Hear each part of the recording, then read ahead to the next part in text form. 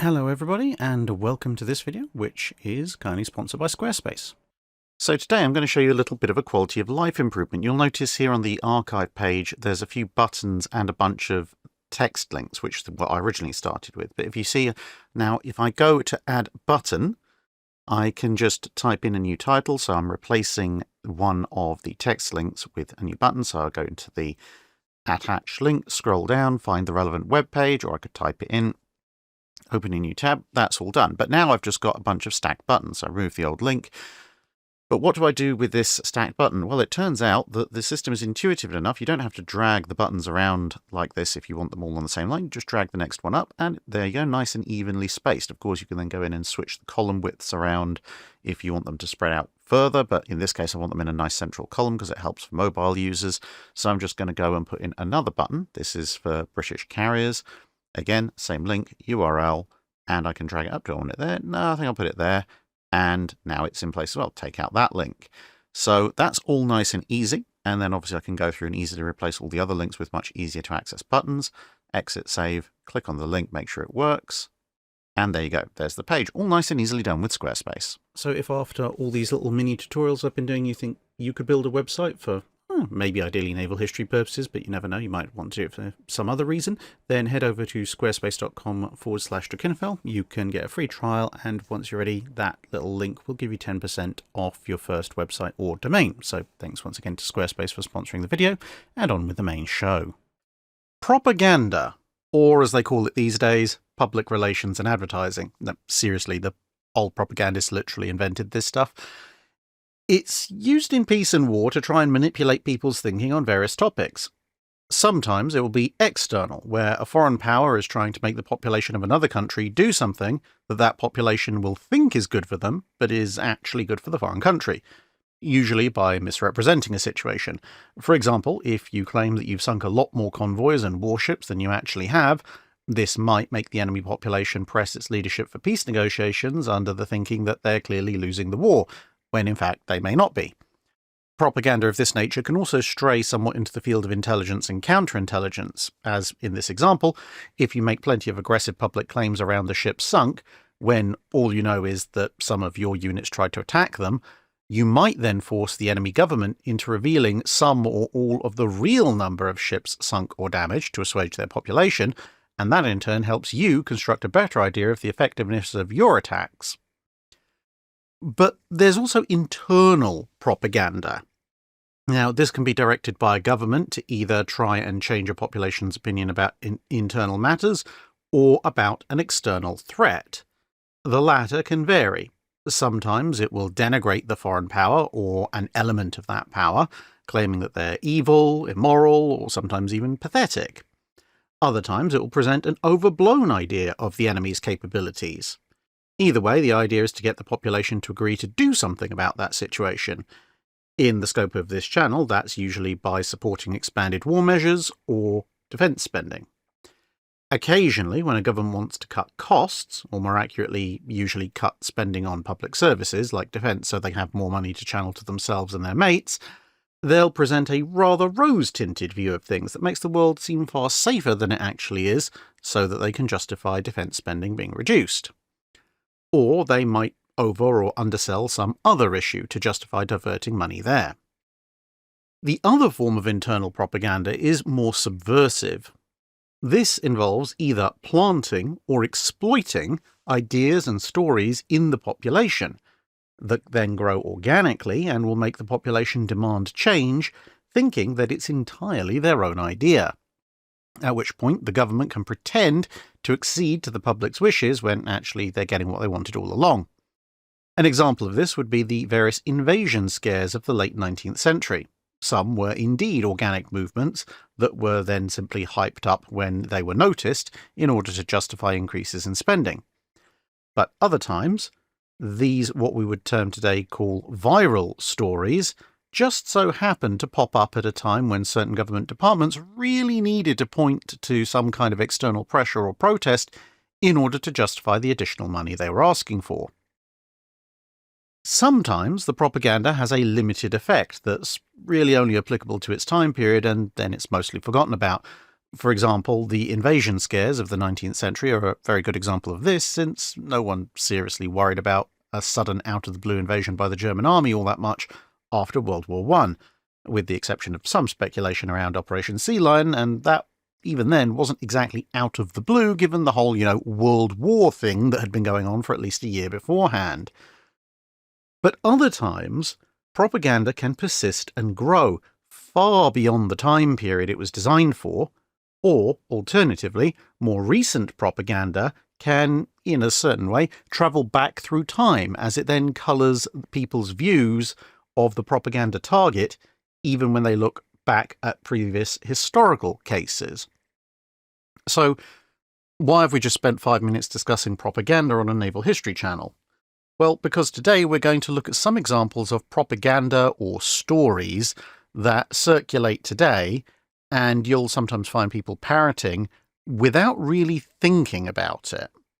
But when you apply even a modicum of common sense or research, you realise that the immediate implications of it beyond the most basic surface-level assertions are actually completely stupid and in fact often counterproductive to whatever point the speaker thinks they're actually making. So I've picked a range of examples, and then I'll explain why each one is propaganda or is very, very stupid, but feel free to add your own examples in the comments below. So we're going to start off with something that's more of a story, or at least it originally was a story, that has then grown in some quarters to the level of propaganda.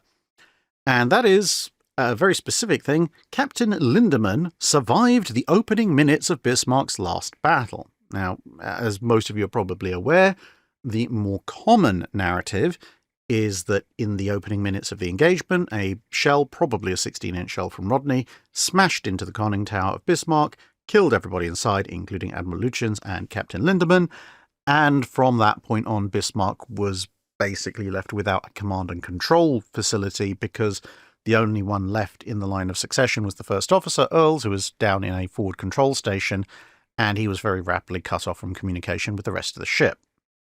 However, based on one or two survivors' accounts, some people claim that Captain Lindemann survived this incident and was later seen saluting the ship on the bow as it went under. And sometimes you can even see the weakness of this story right to begin with, because in many versions it doesn't even necessarily say, I saw Captain Lindemann and I knew exactly who he was. It literally comes down to, I saw a man with a white cap on, and the only person with a white cap on a German warship would be the commander. Therefore, that must have been Captain Lindemann. I mean, regardless of, anti-flash hoods and stuff, which could have been pulled back anyway, getting to the point of why this is a bit of a stupid story and in a lot of ways actually counterproductive. Firstly, when Bismarck went down, she was largely on fire and rolling over, and, well, trying to hold on to a ship that's turning turtle while it's actively burning down around you is far less of a dignified exit than it might sound when you just put it as, well, he was saluting on the forecastle as the ship sank. It's rather difficult to keep your balance in those kinds of circumstances.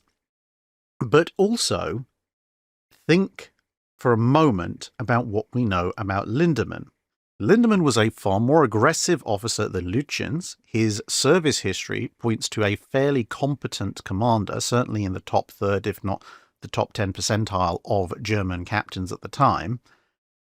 And yet we are supposed to believe that having miraculously survived a shell impact that killed everyone around him, or possibly maybe he wasn't in the conning tower at the time, maybe he'd gone outside for a breather or whatever.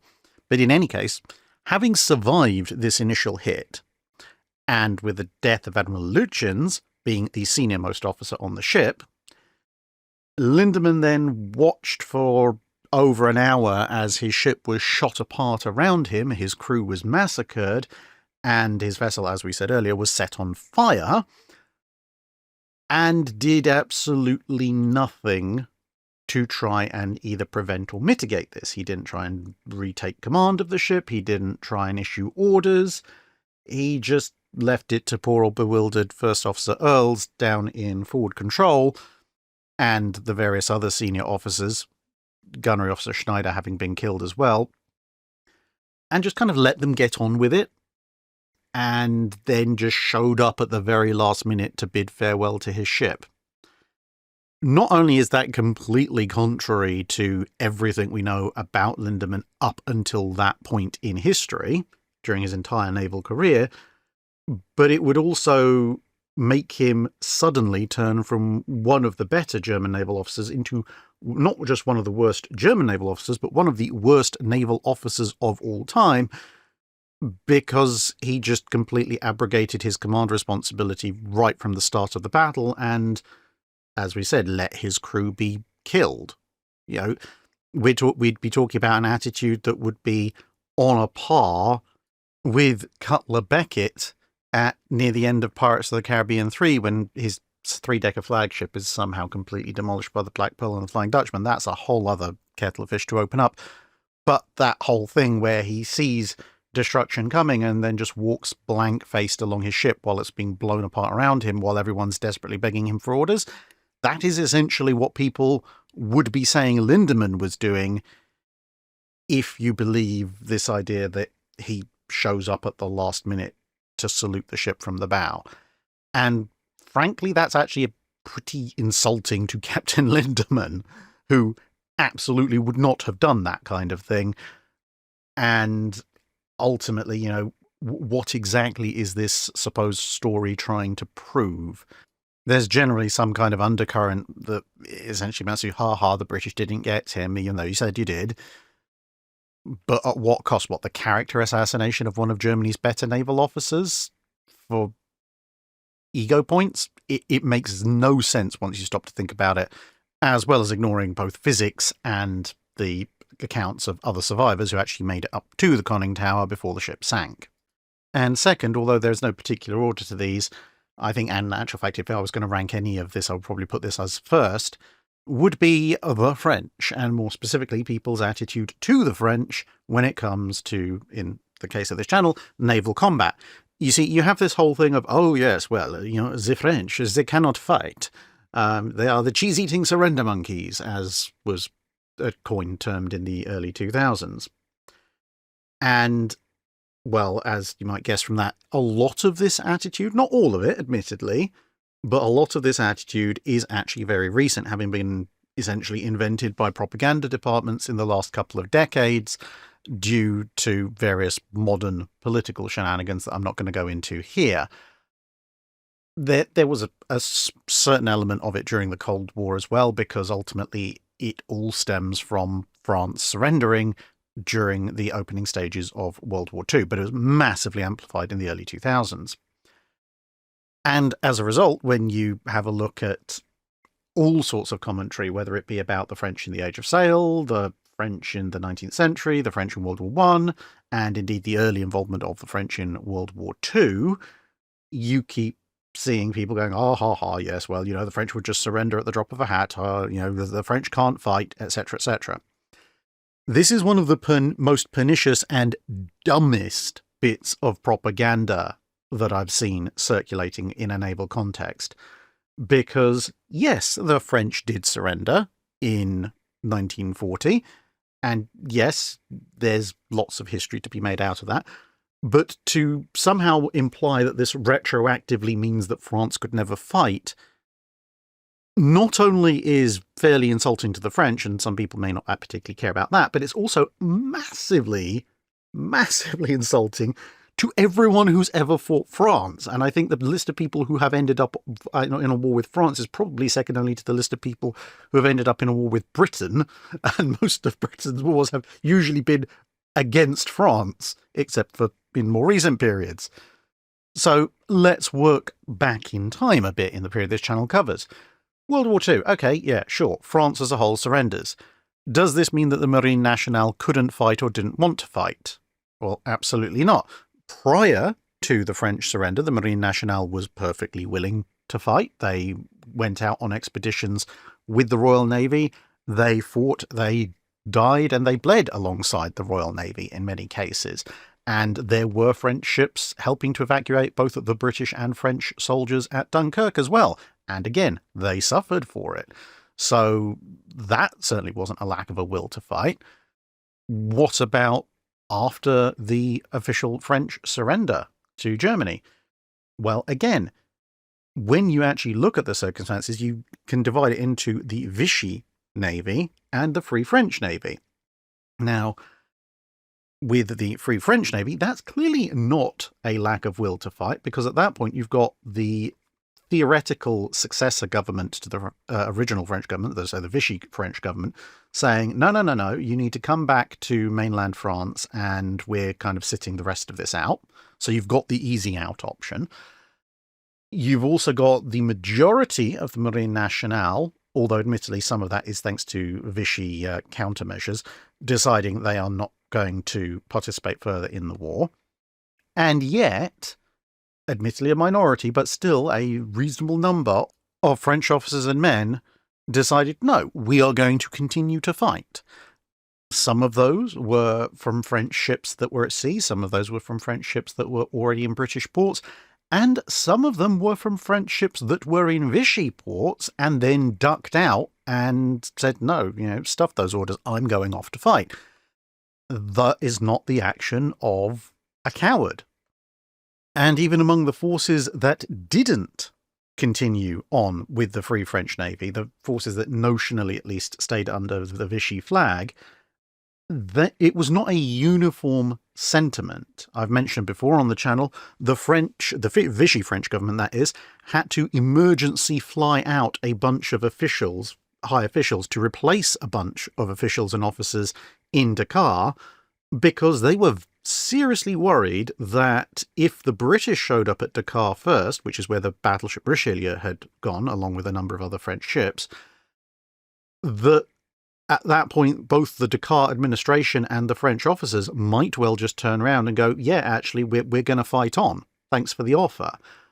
And it was quite literally a case of pack a bunch of replacements on a plane and fly them out and tell the other lot they're relieved before the British show up. Otherwise, a good chunk of our naval firepower might go off and join the Free French. Given the unreliability of long-distance flights at that point, it's a very interesting thing to speculate, if you like alternate history, what would have happened if that aircraft had crashed on the way, the officials had never arrived, Dakar and its contingent of Marine Nationale ships had joined the Free French Navy, and the battleship Richelieu had gone on to a rather gloried wartime career. But that's getting a little bit off topic.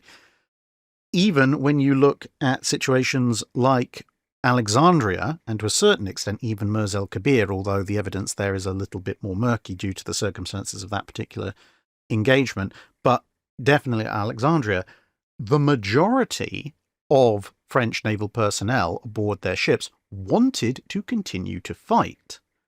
The slight problem was that the majority of those men were also the regular sailors, the NCOs, and some of the lower level officers.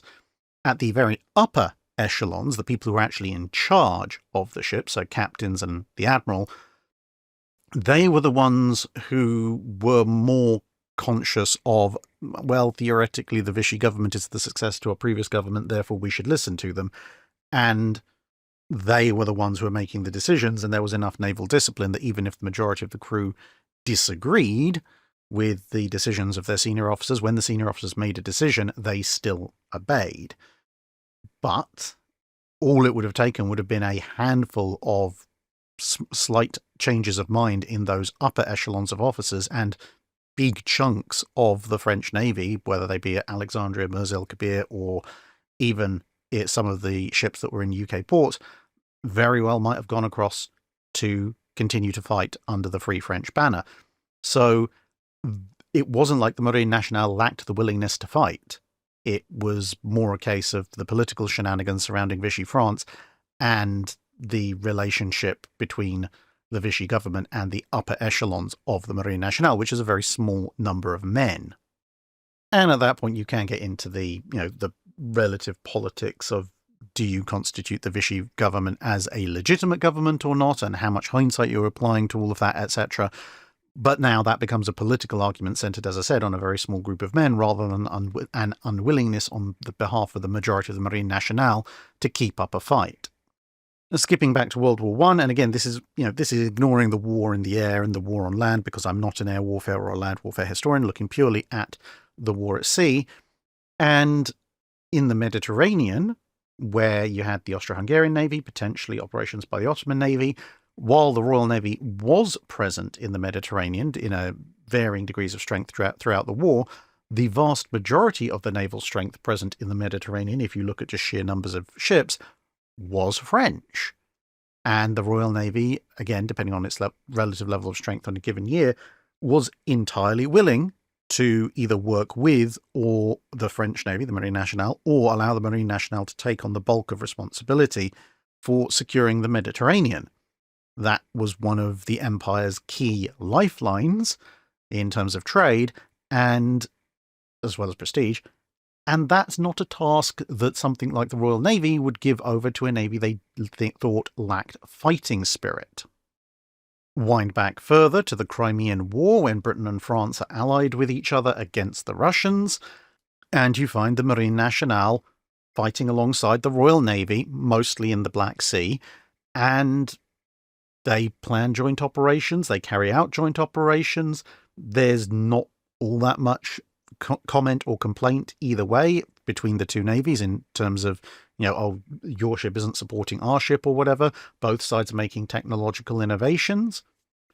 If the French are afraid to fight, then going up against things like the Siege of Sevastopol and so forth, the Royal Navy would have made a note of it, but they don't, because the Marine Nationale isn't afraid of a fight.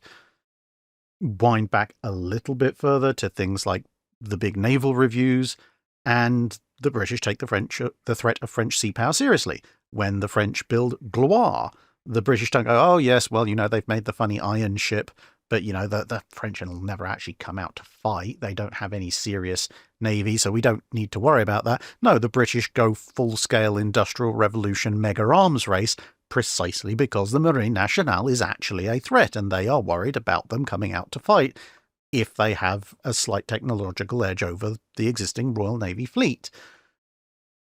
Wind back still further to the Revolutionary and Napoleonic Wars, and yes, okay, the Marine Nationale does not exactly cover itself in glory in most of the engagements of that period, but that is largely because, thanks to political considerations on land, they've beheaded or exiled a good portion of their experienced officer corps. Now, was it a particularly wise thing for the Marine Nationale to have allowed itself to drift from an actually relatively meritocratic organisation to a mostly aristocratic-dominated organisation during the 1700s? Probably not, but that is, again, nothing really to do with the willingness of the average French sailor to fight. And yes, there are terrible admirals, like Villeneuve, but there are other captains and admirals like Infernet and Magon and so forth, who showed that they could fight and die just as hard as anyone else. And if you wind back still further into the sort of the classic age of sail, when French officers are not at risk of being beheaded because of an accident of birth, you find that the French Navy is still considered a major threat and wins considerably more victories or forces considerably more stalemates than the impression you would perhaps get from the Revolutionary and Napoleonic Wars for the reasons we just mentioned. And more broadly speaking, from a general arc of the Age of Sail naval history, when Britain and France are very often at odds with each other, if the French Navy lacked the will to fight and would surrender at the drop of a hat, why on earth did the Royal Navy spend the better part of 3 to 4 centuries near constantly at war with them? If France's Navy can't fight very easily, then the Royal Navy should have walked in, essentially taken the entire French Navy for its own in the first 3 months of any given conflict, and that would have been the end of it. And instead, although obviously, yes, the Royal Navy does acquire a good number of French ships, particularly in the Revolutionary and Napoleonic Wars, the Royal Navy is viewing these struggles as existential knockdown, drag-out fights, not to mention the fact that the Marine Nationale, thanks to the Battle of Virginia Capes, is in large part responsible for the British losing the 13 colonies and the 13 colonies then going on to become an independent United States of America. So, from a naval context, can the French fight? Absolutely they can. They are very, very tough opponents. The fact that in the grand arc of naval struggles in the Age of Sail they end up losing to the British doesn't make them incapable of fighting or extremely prone to surrender or any of these other pejoratives. It just means the British were slightly better. And ultimately, if you're fighting a really, really, really tough opponent and you overcome them, that means you must be really, really good. If you fight an opponent who's useless and you take ages to overcome them, then you're only, one bar slightly higher on the uselessness level. So, especially in the Anglosphere, if you denigrate the French in a naval context, you're actually severely denigrating the Royal Navy as well, which a lot of people don't seem to realise. Flipping things around on their head a little bit to talking up an opponent a bit too much, in, both land and air, but also at sea, you will sometimes consistently hear people going on and on and on and on about German technological superiority. This is largely confined to World War I and World War II due to the fact that Germany as a coherent political entity didn't exist for much of the period that the channel covers. But in World War I and World War II, you constantly hear people banging on about how the Germans were just better than everybody else technologically and so on and so forth. Usually coupled with, the Allies only ever won through sheer numbers. But from a naval perspective, this is completely and utterly ridiculous. Now, does it mean that the Germans were technologically inferior? Also, no. What it means is that Germany was a European technologically advanced power, and it was fighting initially Britain and France, other technologically advanced European powers, and then later on Russia and the US. And Germany had areas where it was more advanced technologically, but it also had areas where it was inferior technologically. And often some of these areas become more exacerbated as time goes on in prolonged conflicts, because depending on how the conflict is going and what the priorities are for the different navies, they tend to identify certain technologies for further advancement. So by the end of the Second World War, for example, Allied sonar technology was massively in advance of German sonar technology, whereas at the start of the war, particularly in the area of things like hydrophones, Germany was arguably slightly ahead. And similarly, Allied anti-submarine warfare weaponry, whether that be Hedgehog mortars, depth charges, and then later Limbo and Squid launchers, all of that was significantly further ahead than the Germans were. The flip side was that the Germans were somewhat further ahead in the realm of things like electrically powered torpedoes, homing torpedoes, submarine stealth, etc., etc. And when you stop to think about it, that isn't exactly surprising, because the Germans had lots of submarines and were desperately trying to improve the survivability and lethality thereof, and the Allies desperately wanted to improve the lethality of their anti-submarine escorts. So they both focused on those things. Now, that's not to say that the Allies didn't make certain breakthroughs in submarine technology, and the Germans made certain breakthroughs in anti-submarine technology, but those advances were, comparatively speaking, lesser than the advances that they were making in the areas that really, really mattered to them. And some other things that are sometimes chalked up to technological superiority often actually just come down to certain design choices. People in World War I, for example, will like to point to German battleships and battlecruisers and go, yes, well, look, they were far more heavily armoured. Well, in some cases, yes. In other cases, no, but people tend to just ignore that in favour of generalisations. But even in the cases where German ships perhaps were carrying more armour than their immediate contemporaries in, let's say, the Royal Navy, because that's their biggest opponent in World War I, but then you look over it and it's like, well, in some cases, when you're looking at direct contemporaneous ships, the British ship is faster, the British ship is longer range, and perhaps more importantly in the realm of protection, the related area of firepower. Yes, the German ship might be more heavily protected, but the British ship is carrying bigger guns, which to a certain extent negate the additional protection, and similarly, the German ship is carrying smaller guns, which means that, strictly speaking, the British ship doesn't need quite as much protection. So, for example, if you're looking at the German battleships, the Kaisers and the Königs with their 12-inch guns, and the British is thinking, right, we're going to fight at 15,000 yards, well, the average armour penetration of a 12-inch gun at 15,000 yards is about 10 in 11 inches, depending on which particular figures you believe, at which point okay, you put a bit more armour than that on and you're fine. Whereas if the British are rolling out with a 15-inch armed battleship whose shell can punch through 13 or 14 inches of armour at a similar range, well, if you're a German ship, you're going to need that additional armour. Of course, this is assuming the British shell fuses actually work properly, but that's a separate issue. So suddenly, yeah, you've got 14 inches of armour. That's barely enough to withstand the contemporary British shell fire for the latest battleships in, say, 1913, 1914. Whereas the British, yeah, they might have a couple of inches or 1 inch less armour, depending on the ship you're looking at, but because you're flinging smaller shells at them, they've actually got a better margin of protection at this, let's say, 15,000-yard range than your heavier armour has against the heavy British shells. So that's, just having thicker armour isn't a technological superior or design superiority. That's adapting to the existing situation of the other guy has massive great guns they're firing at you. And then, of course, the whole, oh, well, the Allies could only win against them with mass numbers completely falls apart in a naval context when you look at situations where either German ships are facing down Allied ships 1v1, or small group versus small group, or even cases where the Germans have managed to achieve local superiority, like, say, the Battle of the Barents Sea.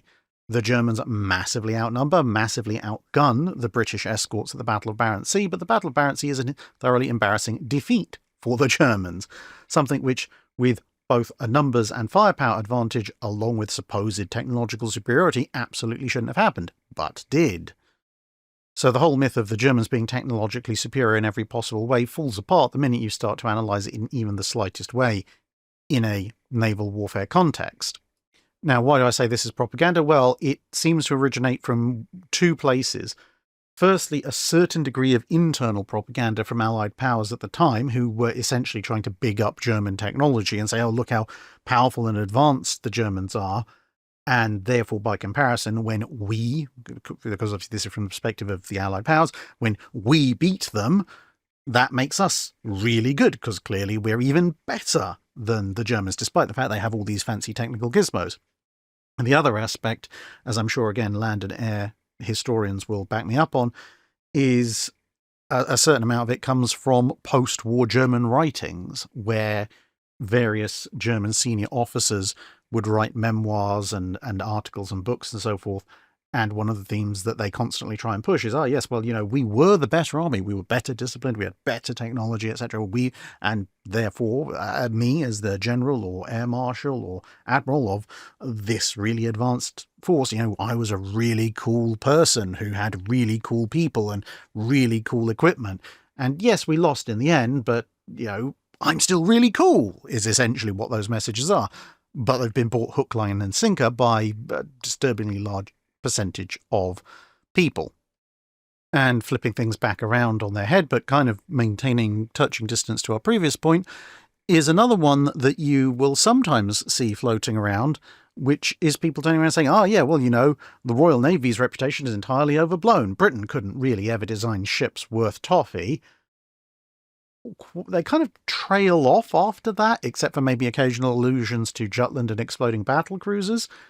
But essentially, their argument goes that Britain's naval power is always very overblown because they were always going around in poorly armed, poorly equipped, poorly designed ships, and it's just a miracle that they somehow kept managing to win. And the reason I said this kind of plays into the previous point is, well, people often pair that with the Germans were technologically superior, supposedly, in World War I and World War II, and they'll go back to, in places like the Age of Sail, and point out that, the French had 80 gunners with 36 livre cannon, whereas the British had only 74 gunners with 32-pounder cannon, and, claims that the Bucentaur had a similar or greater broadside than a British first rate, and therefore somehow was better, etc. And again, this falls apart on two grounds. Firstly, as we just mentioned, this is the whole thing with the Germans. We won't go over that again. Secondly, as I've covered on this channel, yes, French capital ships in the Age of Sail, especially towards the end of the 18th century, did have some design advantages in some areas over British capital ships, particularly when you're looking at third rates. Yes, the French 80 gunners carried more guns and heavier guns, and the French 74s, even if they might carry similar numbers of guns, The 36 Livre was a heavier gun than a 32-pounder. This is true, so the broadside weight was greater. But that came at a cost. You got slightly more firepower and slightly more speed, but if your crews couldn't fire as fast as the British crews, then the total weight per minute, or weight per 10 minutes of broadside, was still going to be significantly in the Royal Navy's favour. As pretty much everyone experienced to various degrees, having really heavy lower deck guns actually didn't help that much, because they caused far more problems for your own crew in terms of handling difficulties and injuries than they would ever do in marginally increased damage to the enemy. And while longer and slightly roomier French ships were quite popular in and of themselves because, well, they were bigger and roomier, they also tended to work themselves apart fairly quickly in high seas when perhaps you were on long-term blockade duty, and they're also somewhat less maneuverable. So again, it's not a case of Britain having technologically inferior ships, it's a case of Britain, the Royal Navy in this case, having made different choices to fulfill their needs on the high seas, and given that, especially in the age of sail, they were the ones who were out there on the high seas more often, you might have this very bespoke, very nice on paper third-rate ship of the line, but it turns out that in practice, when you've been out at sea for 3 or 4 weeks or a couple of months, maybe those choices weren't necessarily the best. An analogy I could draw in the modern day would be perhaps if you happen to live in a suburban environment, particularly over here in the UK, yes, you could buy a all-singing, all-dancing, nice low-to-the-ground BMW M5 or a Porsche 911 or a Lamborghini, whatever version they're up to these days. And yes, you'd look really cool and you'd look really fancy right up until you hit your first pothole or your first speed bump, and suddenly you're looking at, a repair bill that's about the cost of a deposit on a fairly major house. Meanwhile, Joe Bloggs down the road, who's gone with, a small SUV or a large saloon from a fairly basic or even mid-level manufacturer, is quite happily bobbing around up and down the same potholed and speed-humped roads every day and not really caring all that much because, hey, his car is actually better designed for the environment it's operating in as compared to Mr. £300,000 sports car who can, yes, you can absolutely beat him off the lights if you happen to find a bit of road that's suitable to do that. For what exact purpose? Yes, you have proven you are faster. Congratulations, that wasn't the competition. The competition was getting from A to B in comfort and, perhaps actually having more than 3 pence left in your wallet after you finished all the repairs and the fuel bills. But never mind. Apply the same standard to ships at sea and suddenly you realise, well, yeah, maybe Britain can design ships. They can design ships that work in an actual operational environment for long-term naval operations, rather than being bespoke thoroughbred racehorses. And similarly to what we were talking about earlier with the French, supposedly not being able to fight, well, if Britain can't design ships and Britain is permanently sailing around with underdeveloped, underarmed, under-equipped vessels, what exactly does that say about Spain, France, the Netherlands, Germany, etc., etc., all the people that the Royal Navy beat? If the Royal Navy is hampered with one hand behind its back with a massively technologically inferior fleet and still manages to beat you, well, at that point, we're assuming that you have technological superiority and better designed ships. That must mean your sailors and your admirals and everything are completely and utterly incompetent and probably don't know the bow from the stern. Is that really what you want to imply about your own navies? And last on my list of propaganda that's kind of, I feel like, broad national characteristic slander, rather than more specific examples, which we're going to get onto in a minute, you've got the Japanese and the Italians being technologically backward in World War II. And this largely seems to focus around the fact that, admittedly, the Germans and the Italians were somewhat lacking in the radar department for much of their involvement in the Second World War. And sometimes this can extend to other things like dual-purpose guns or self-sealing fuel tanks for Japanese aircraft or particularly modern aircraft in the Italians' case, etc., etc. But again, this is untrue both on a basic examination level and on a basic cognitive level. Because, yes, there were areas where both Japan and Italy were somewhat behind the Allies technologically in specific areas. There were also areas where Japan and Italy were ahead of the Allies in certain areas of naval technology. Japan, for example, torpedo-wise, as anyone who's ever heard of the word long lance will be aware, it was very much ahead of, well, everybody when it came to big, powerful, rapid, long-range torpedoes for, well, pretty much the entirety of the war. The Japanese fell a little bit behind with things like homing torpedoes and so forth, but the Japanese torpedoes were undeniably very lethal all the way through the war. Torpex helped a bit to catch up with that, but the Allies still weren't fielding anything that was anywhere near as fast or as long range as a long lance and its derivatives, even by the end of World War II. The Italians had some of the best naval special forces in the world, and they also had some of the best optical-based fire control systems in the world. The Japanese optical fire control systems weren't that bad either. Now, yes, you can look at night fighting and stuff, which tends to involve the use of radar mostly, but even when it comes to night fighting, the Japanese, at the beginning of the war, had a distinct night fighting superiority with their low-light equipment and other night fighting training against the US Navy, which, while it did have radar on some of its ships, completely lacked a night fighting doctrine. And so the Japanese, while they didn't have radar integrated across their fleet for night combat, they did have other technological devices, including, as I said, low light scopes and so forth, which the US Navy didn't have, and they incorporated them into their fleet in a far superior way. So whilst you could make an argument that in overall balance, the Allies held technological superiority in more areas than they didn't against the Japanese and the Italians, you can't dismiss either of those navies as technologically backward because they possessed technological superiority in some areas that were fairly important in naval combat and which obviously the Allies would struggle to overcome, and in some cases didn't technically overcome during the entire war. Plus, of course, there's the same thing as with the French of, well, if, let's say, the Japanese are so technologically backwards, why did it take most of the industrial might of the United States 4 years and 2 atomic bombs to finally get them to give in?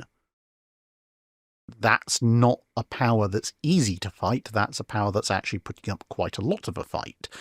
And similarly with the Italians, if they're a technologically backward navy that you don't need to worry about, why exactly is the Royal Navy committing the single largest portion of its surface combat strength to directly counter the Regia Marina and committing a, relatively speaking, much smaller portion of its combat strength to combat the supposedly technologically superior Kriegsmarine?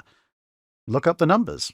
The forces that the Royal Navy keeps for the home fleet, just in case the Kriegsmarine comes out to play, compared to the numbers that the Royal Navy keeps in the Mediterranean, both in Force H and in Alexandria, in case the Regia Marina comes out to play, there's a very big difference in both numbers and types of vessels.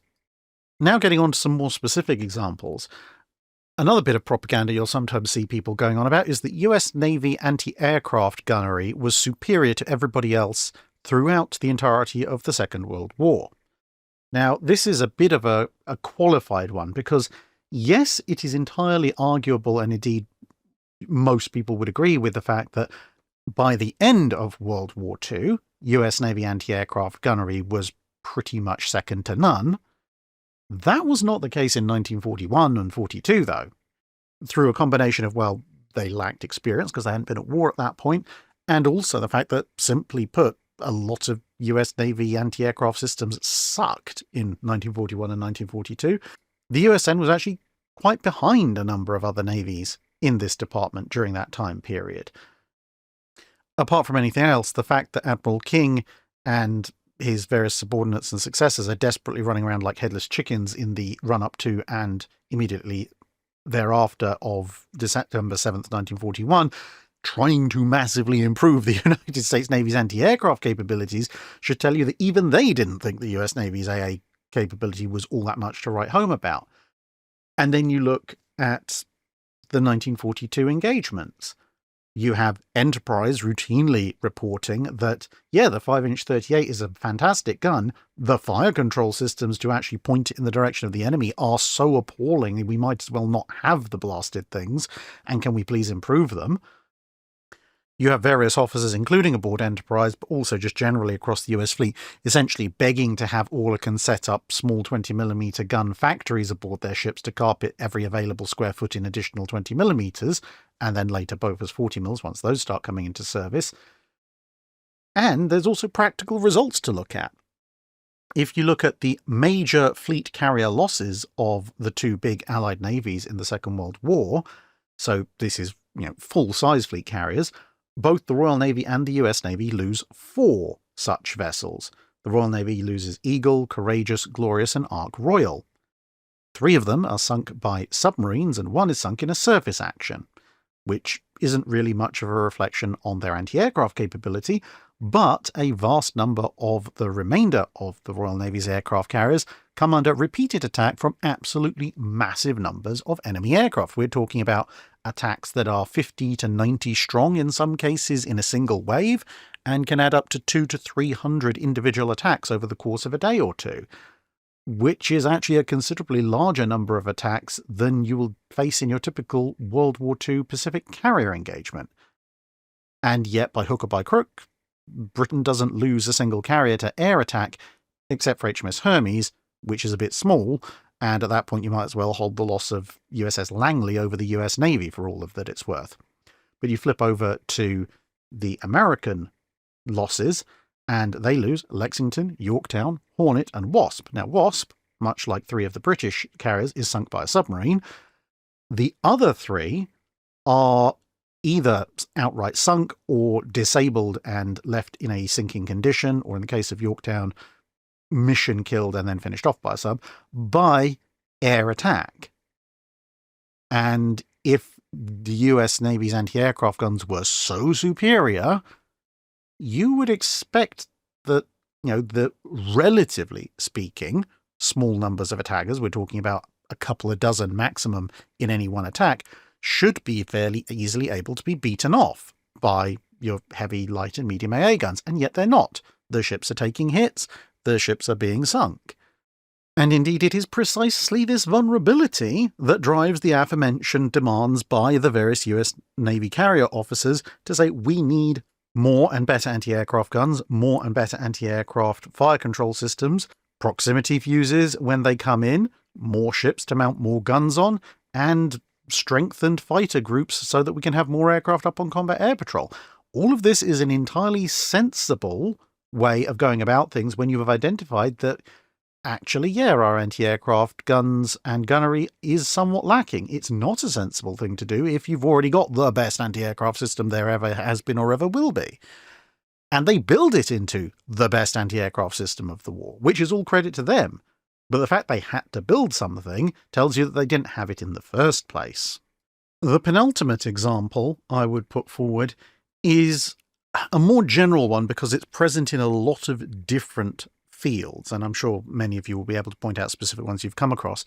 And that is people taking something that has been traditionally given a fair degree, obviously not a massively overblown degree, because that will require a bit of trimming, but a fair amount of importance in any given field of combat, obviously specifically naval combat, but that has lots of different subfields for our purposes. And they'll take that and they'll say, yes, well, people have always said that, for example, the proximity fuse or the snorkel or the hunter-killer group, etc., etc. Yeah, well, people have said they're really important, but actually I'm going to show that they really weren't very important at all. In fact, if anything, they were neutral or possibly even slightly negative, and the whole thing's completely overblown. And this is a form of revisionism. Now, I'm not necessarily saying that historical revisionism is entirely a worthless field, because there are narratives that turn out with further research to be false, and there are times when certain things get massively overblown one way or the other, and they do need to be revised. But sometimes I think people look at fields and they, rather than do deep research into areas where perhaps there is a need for a bit more revision, they see that the low-hanging fruit has already been addressed, and so they decide to take on random little canards, a lot of which do not actually have any real basis in, needing any kind of pushback, or indeed any accuracy in significantly pushing back against the ascribed effectiveness or lack thereof. And for this, I'm just going to give a general example rather than a specific naval combat example, because it's an example that I actually personally find very annoying in my other historical interest of medieval combat, but I think it also serves to very neatly illustrate the point in terms of people who haven't really thought things through. And so my example is going to be the English longbow, specifically at Agincourt. So obviously, historically, you have the narrative of the English longbowmen being vital to the victory at Agincourt. And then you have this counter movement that says, oh, well, longbows really weren't all that effective, and they couldn't go through enemy knights' armor. And really, actually, you would be perfectly safe if you were facing English longbows, so that this whole myth is completely overblown, so we need to consign them back to essentially being peasant troops. Apart from the fact that that last bit is completely wrong, longbowmen were not generally just randomly conscripted or levied peasants. A lot of them were actually professional soldiers, or the closest thing that you could get to professional soldiers at the time. That aside, yes, there have been tests, including the arrows versus armor tests, which I've been part of, which have shown that, a longbow arrow is not going to go blasting straight through the breastplate of a knight who has been able to afford good quality armor. But that is something that was already in the historical record from things like the Battle of Verneuil. What people have sometimes missed, specifically, especially from those arrows versus armor tests, is that there are weak points and gaps in the armor, and arrow hits to those areas absolutely will either compromise your ability to fight or just flat out kill you. And of course, not everyone on the battlefield was armored like the finest of French nobility. But more to the point, in the larger context of things, when you look at something like the Battle of Agincourt, the English army is known definitively to only have had about 700 to 800 knights, or fully armoured men, present in their formation. The vast, vast majority of that army was made up of longbowmen. So, given that even by the lowest estimates, and that's a whole other revisionism thing of constantly trying to reduce the number of French troops at Agincourt, but even going by the very, very, very lowest of estimates, or should we say perhaps the lowest sane estimates for the size of the French army at Agincourt, you're still talking about thousands upon thousands of knights and men-at-arms in the first wave who come in and fight the English. At which point, if the longbowmen are completely ineffective, we are supposed to believe that 700 to 800 English knights and men-at-arms fought 5, 6, 8, 10, or 12 to 1 odds in the first wave, and won, and then went on to fight, the second wave, and won. And I'm sorry, but much as I love my 14th century Agincourt period armor plate, that does not make me a 14th century adept, or 15th century technically, Adeptus Astartes. I cannot fight 10 other people or 5 other people in similar equipment, 5 on 1 or 10 on 1, and hope to survive if those other lot have even the slightest bit of combat training. It's just not going to happen. So unless you want to hypothesize that, I don't know, the Black Templars ported down with the majority of their chapter and outright replaced the English knights and men-at-arms at Agincourt, implying that the longbow is a useless weapon against armoured combatants, is basically making the English knights into superheroes, which is even more stupid, because they're not. Now, apply that lesson to all sorts of weapons and systems in the field of naval combat, and you can kind of get the point. You have to be very careful if you're going to severely denigrate one system that has, or weapon that, or whatever, that has historically been held to be pretty important. You have to make sure you're not by default then implying absolutely superhuman, near magical levels of competence for some other system in order to get, the actual historical result that we know happened. And the last point that I'm going to make is not so much about a specific example of propaganda, but more of a caution in that in the effort to counter propaganda, you have to be careful to not be as bad or worse as the people who are promoting the propaganda in the first place. In other words, don't let your counterswing end up sending the pendulum too far in the other direction. So if we were briefly going to go through the examples that we've just looked at, don't make Captain Lindemann out to be a craven lunatic at the very end of an otherwise very solid naval career. Equally, don't make him out to be the paragon of excellence and the absolute most perfect naval commander ever. Absolutely push back against the idea that the Marine Nationale is incapable of fighting, but also don't, try and promote the idea that the Marine Nationale was superior to everybody else at all times ever and only fell victim to luck and circumstance.